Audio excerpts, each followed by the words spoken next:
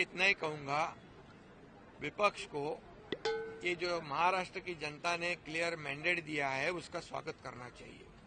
एक पॉजिटिव उनका अप्रोच होना चाहिए, क्योंकि हमारे 2.5 साल के महायुति सरकार ने इतना काम किया है, इतनी योजनाओं को लागू किया है, इतने प्रकल्प को आगे बढ़ाया है, और इसीलिए उसका परिपाक ये है।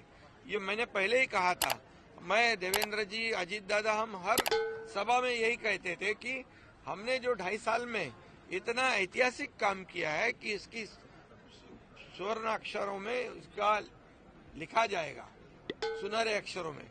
क्योंकि एक तरफ जो विकास के प्रकल्प बंद थे वो हमने शुरू कर दिए, दूसरी तरफ लोक कल्याणकारी योजनाएं हमने शुरू कर दी, और उसमें हर घटक को लिया है। लाडली बहना से लेके, लाडले भाई से लेके, लाडले किसान से लेके, लाडले ज्येष्ठ से लेके सभी लोगों को उसमें सरकार ने योगदान उसका देखकर सहयोग किया है।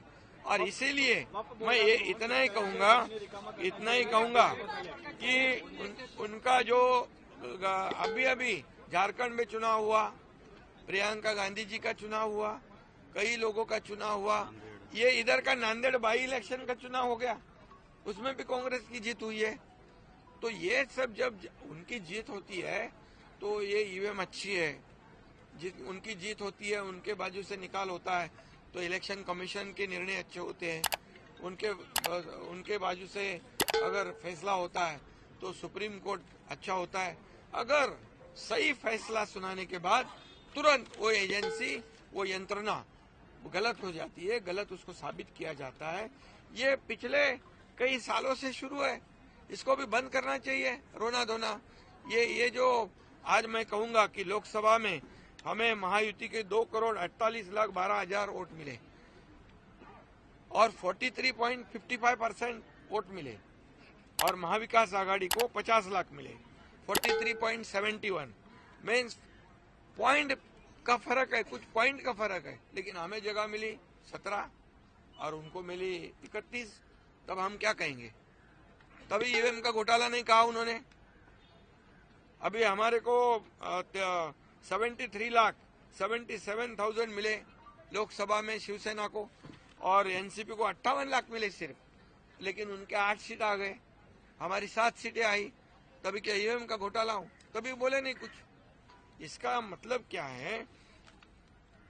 यहाँ पर अभी भी मैं कहूंगा कि महायुति को 49.30% वोट मिला है अभी विधानसभा में, और इनको महाविकास आघाड़ी को, मतलब महायुति को 3,18,00,000, महाविकास आघाड़ी को 2,35,00,000। तो वोट कितने, 1 करोड़ का फर्क है। और ये ऐसा कोई भी नहीं कह सकता है, क्योंकि हर चुनाव क्षेत्र में हर कैंडिडेट को मार्जिन जो है कम ज्यादा मिलता है, तो इसको सभी एक ही तराजू में तौल नहीं सकते हम।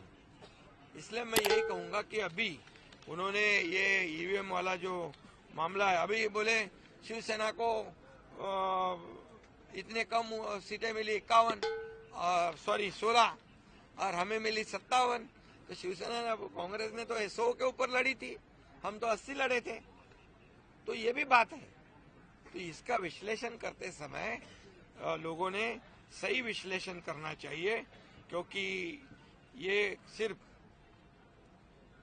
अभी नासिक में मालेगांव में 1,98,869 चुनाव वोट मिले लोकसभा में, और अभी विधानसभा में 7,527।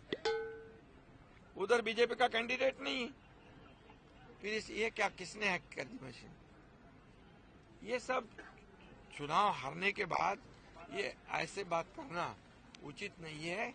इससे लोगों के दिशाभूल करने का काम जो है वो कर रहे हैं। अभी वो कोई किधर, किसी को लगता है बैलेट में चुनाव ले लो, किसी को लगता है ईवीएम में ले लो। ऐसा नहीं होता है ना, ये संविधान की बात है।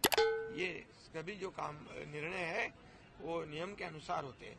और इसलिए मैं इतना ही कहूंगा कि ये चुनाव हमने महायुति सरकार ने जीता है, ये काम के बलबूते पे जीता है, और लोगों ने जो मैंडेट दिया है, ये मैंडेट को वो विपक्ष ने स्वागत करना चाहिए।